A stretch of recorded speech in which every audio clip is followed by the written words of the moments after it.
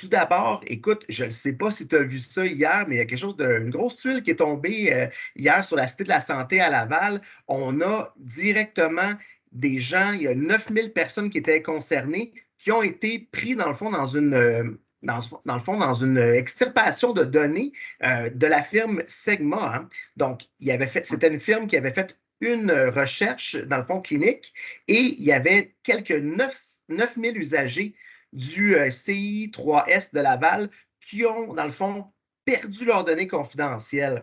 Donc, je ne sais pas si tu as eu la chance ou tu en avais entendu parler. Ben, quelque peu depuis, là, je ne suis pas actif malheureusement dans ce cyber-incident-là, mais ouais, j'ai vu un peu comment c'était relié. C'est vraiment dommage.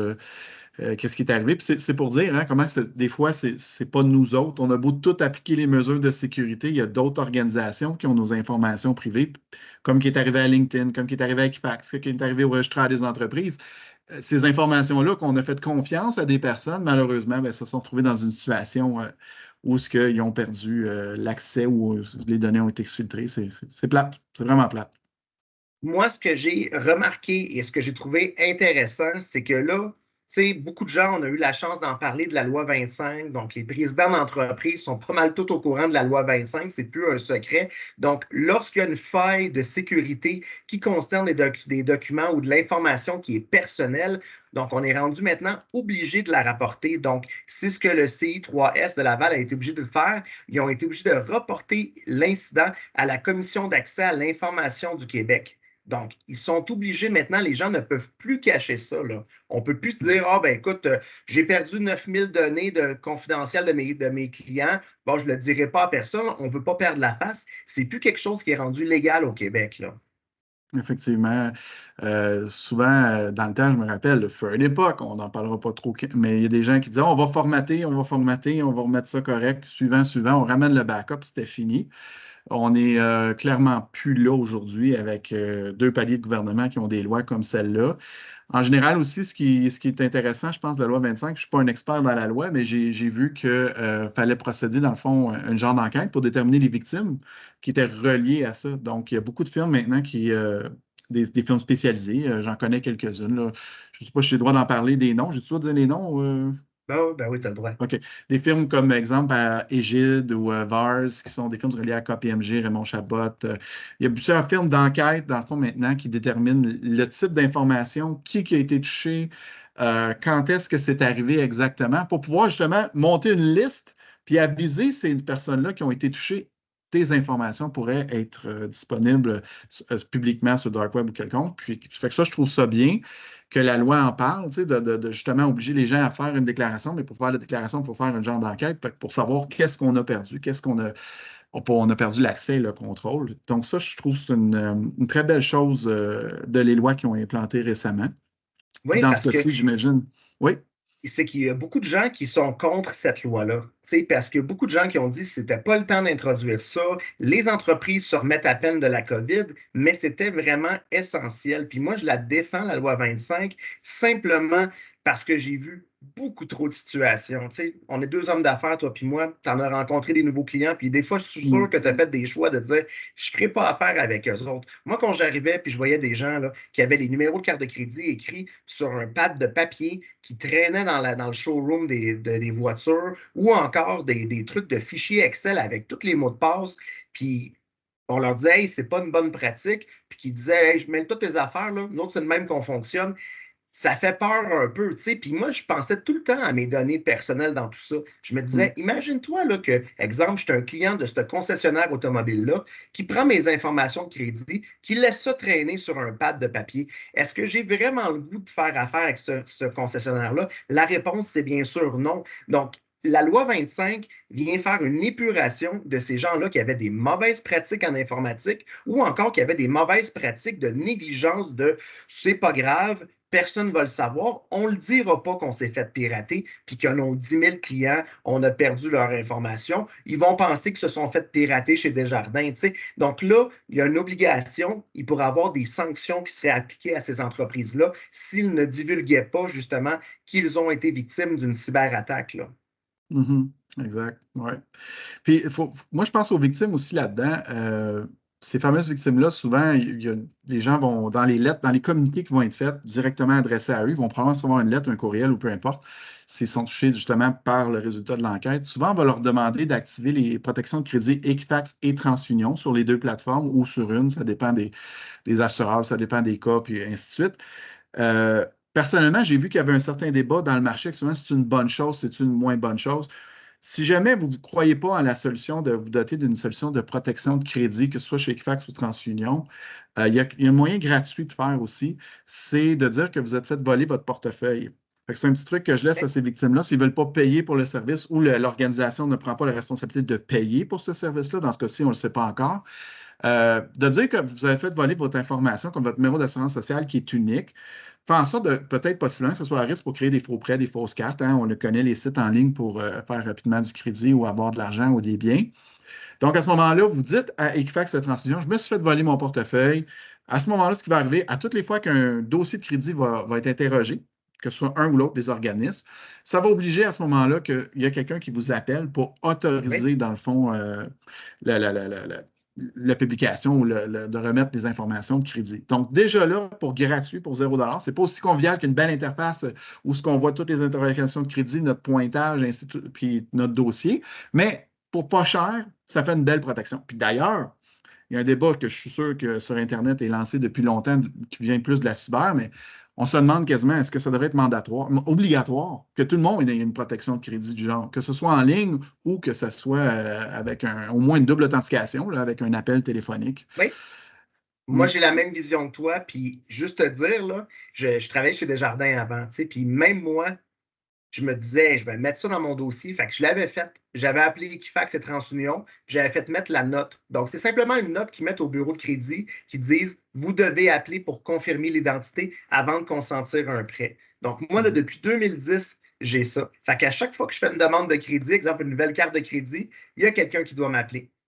Ils Mhm. n'ont pas le droit de consentir du crédit tant qu'ils ne m'ont pas appelé. Donc, ça, je trouve ça vraiment, là, je le vois de la même façon que toi, c'est comme une double authentification de la Mhm. personne pour le dossier de crédit. Ça devrait être mandataire là, de mettre ça par défaut pour tout le monde. Là. Ouais, je pense que c'est un beau débat physiologique et de société actuellement qu'on a. Parce que, tu sais, veux pas, on vit dans les cyber au quotidien. Je veux dire, présentement, je suis dans un actif pendant que je vous parle, justement, malheureusement, dans une clinique. Donc, ça arrive ailleurs. On fait tout ce qu'il faut à toutes les fois. On fait venir les gens de l'industrie de la cyber, les firmes d'enquête, les spécialistes, les breach coach, tout ça. Mais c'est quasiment rendu quotidien. Tu sais, je veux dire, pour moi, recevoir un cyber avant, c'était un moment extraordinaire, mais aujourd'hui, oh, c'est un lundi. Donc, je pense qu'en mettant ça obligatoire, effectivement, on aurait au moins une couche de protection de dire que, regarde, même si ça arrive, on a au moins ça à la fin pour pas que les gens se fassent frauder avec différentes sortes de fraudes, là, comme actuellement. Là. Et tu me parlais dans le fond que tu étais tu étais en plein dans un cyber-incident, tu étais en train de t'occuper au niveau de groupe ISM, mais il y a les gens qui pensent que c'est des phases et que ça va disparaître, là, on Non. s'entend que c'est une tendance qui monte. Hein. On en voit de plus en plus, dans le fond, des situations de cyberattaque survenir. Puis on répète aux gens là, que c'est tout le monde là, qui est susceptible de vivre une cyberattaque. Ce n'est pas les grosses compagnies qui se font hacker. Là. C'est ceux qui ne sont pas bien protégés, qui ont des vulnérabilités, qui n'ont pas été pris en charge, des gens qui n'ont pas mis à jour leur parc informatique, qui n'ont pas mis à jour leur routeur. Donc, ça va être vraiment les premières cibles. Donc, le pirate, lui, là, son objectif, c'est pas de faire la recherche, je vais chercher les fortunes 500. C'est je vais rentrer à la première place que je peux rentrer, puis je vais demander une rançon. Donc, on a des petits organismes, des petites compagnies au Québec et même des OSBL qui peuvent se faire, qui peuvent vivre une cyberattaque. Ouais. Là. Ouais. Donc, Tout à je vais fait. te partager mon écran. On va aller voir le Dark Web, Simon. Oui. On va aller voir qu'est-ce qui se passe en ce moment. Donc, première des choses, j'étais vraiment curieux. Tantôt, j'allais observer Black Cat Alphabet. Ouais. Leur site web a été de nouveau bloqué parce qu'ils avaient réussi.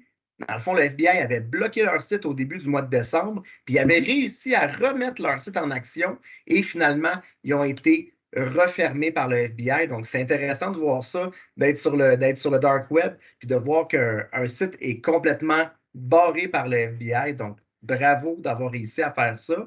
Et Mhm. on va aller dans notre page préférée, Simon. c'est dans le fond le groupe pirate Lockbit 3.0. Juste vous raconter, j'ai découvert cet organisme-là, dans le fond, lorsque j'ai assisté à la présentation de Simon David l'année passée, puis j'étais tombé complètement à terre de voir un groupe criminel aussi bien organisé. On dirait que c'est une business. J'avais l'impression d'être un peu sur le Kijiji, de dire, bon, mais je vais aller magasiner, j'aimerais ça prendre les données de ce site-là. Et on peut voir, dans le fond, à l'écran, on a la rançon ici, par exemple, qu'on peut voir apparaître là. Donc, si la personne elle paye le 800 000 Simon, les données ne seront pas divulguées sur le dark web, c'est bien ça?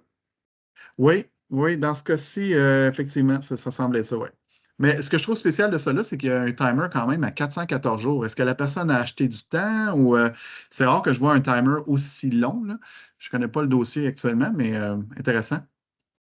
C'est le fun à voir parce que ça, c'est quelque chose que tu expliques durant ta conférence, c'est que Oui, les gens qui se ramassent sur ce site-là, ils vont rentrer en communication avec Lockbit ou du moins avec le pirate qui fait partie de l'association de Lockbit et il va pouvoir, dans le fond, gagner du temps. Il va pouvoir dire, regarde, écoute, s'il te plaît, sors pas mes données. Je te donne un petit peu d'argent, là, mais retarde le compte à rebours. Donc, ça pourrait être le cas de ce cas-là ici. Là. exact. Tu as le choix d'acheter, c'est ça. Dans le fond, quand tu as la note de rançon qui est probablement sur le bureau, qui est probablement un fichier texte ou un fichier HTML, tout dépendamment des cotypes, tu as toujours, ils t'invitent à communiquer avec eux, courriel, TalkChat, directement en ligne sur leur site. Puis, tu as plusieurs scénarios. C'est sûr qu'eux autres visent pour la rançon. Souvent, les entreprises, quand ils sont capables de le faire, ne le paieront pas. Puis la Sûreté du Québec, d'ailleurs, ne recommande pas jamais de payer de rançon. Puis on est bien d'accord avec Oui, ça. Par contre, on sait que certains le font parce qu'ils n'ont pas de lendemain. Donc, malheureusement, c'est encore une triste réalité aujourd'hui. C'est déplorable. Il y a des gens qui n'ont pas les bonnes solutions de sauvegarde et pour sauvegarder leur entreprise, ils n'ont pas le choix de payer la rançon. Et certains autres que j'ai entendu parler achètent du temps. Achètent du temps pour éviter l'impact médiatique soit la Sûreté du Québec ou les journaux. Ils essaient de sauver du temps avant que ça soit publié en amont. Là.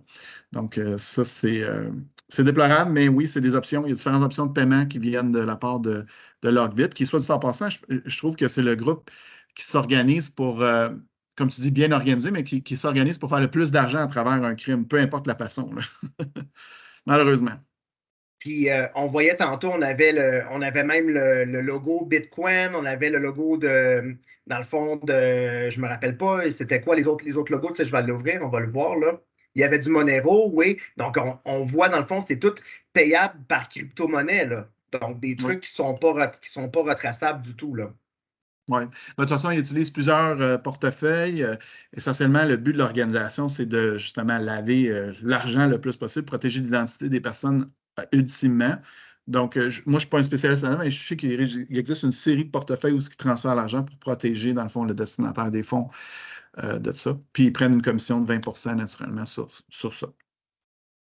Rapidement, avant qu'on termine, Simon, j'ai fait un article là-dessus la semaine passée sur LinkedIn. Manchester Fertility, c'est tellement triste. Écoute, c'est un centre de fertilité, dans le fond, en Angleterre. Toutes les données de tous les patients, des patientes surtout, dans le fond, qui essaient de faire des traitements de fertilité qui se sont fait complètement leaker. Donc, c'est vraiment triste de voir ça. On assiste de plus en plus à ça, là, que peu importe la compagnie, même si c'est un hôpital, même si c'est un hôpital, même si il s'agit, dans le fond, d'une clinique de fertilité, on s'en fout complètement. Nous, c'est l'appât du gain, on veut faire de l'argent, là. Oui, effectivement. Modèle d'affaires OK. très regrettable. Mais tu sais, il se passe tout le temps, il se prend tout le temps pour des sauveurs. Tu es chanceux que ce soit moi. Parce que moi, je vais te donner la recette, comment j'ai intégré ton poste ou ton parc informatique. Puis tu vas apprendre de ça. Fait que je te donne l'opportunité de me payer pour que tu saches comment j'ai fait, pour que tu puisses te sécuriser. Fait que c'est souvent ça que je vois dans les communications. Moi, je ne communique pas directement. On utilise souvent, dans le cadre d'un cybercrime majeur, du moins, on utilise une firme pour acheter du temps ou peu importe. Puis souvent, c'est ce que je vois là, dans les conversations. Simon David Williams, ce fut un plaisir. Merci beaucoup Merci. d'avoir donné du temps pour avoir fait cette belle discussion-là. On se revoit dans quelques semaines, hein. On s'est donné un rendez-vous mensuel. Donc, vous allez avoir la chance, tout le monde, de nous revoir et d'entendre parler de cybersécurité. On te suit toujours, mon cher, sur LinkedIn. Donc, on a bien Comme hâte. toi. On a bien hâte au mois prochain, notre prochaine rencontre, mon cher. Merci. À la prochaine.